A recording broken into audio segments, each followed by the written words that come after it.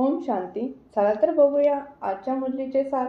तर बाबा बोलतात, ह्या दुनियावर बृहस्पतीची दशा पसरली आहे, तर ही दशा नष्ट करण्यासाठी आपल्याला काय केले पाहिजे.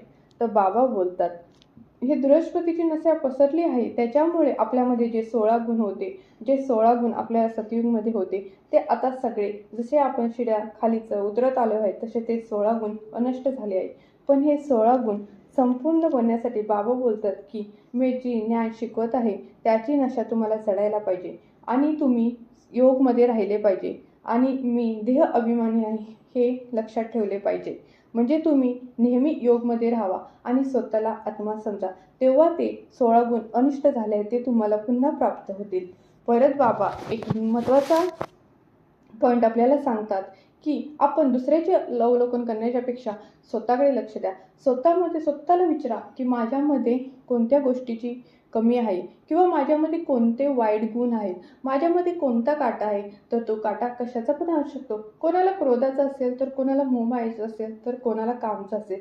जेव्हा आपल्याला तो काटा लक्षात येईल तेव्हा आपण तो बाहेर काढण्यासाठी प्रयत्न करू. आणि बाबा स्वतःला अनेक एक प्रश्न विचारायला सांगतात.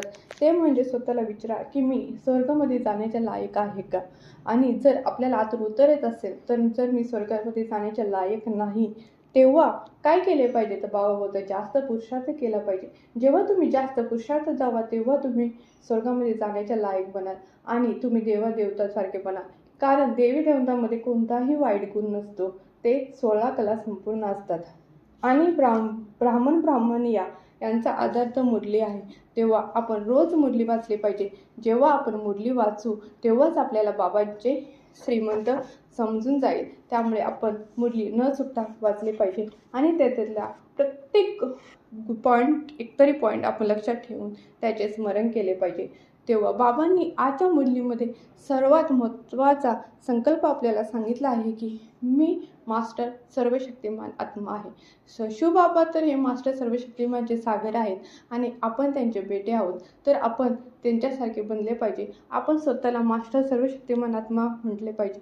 जेव्हा आपण स्वतःला म्हणू मी मास्टर सर्वशक्तिमान आत्मा आहे, तेव्हा जे आपल्याला प्रकृतीमधून किंवा अलौकिक संबंधांकडून जे आपल्याला त्रास होते ते पण आपण न डगमगता सामोऱ्याने त्या गोष्टीसाठी पुढे जाऊ.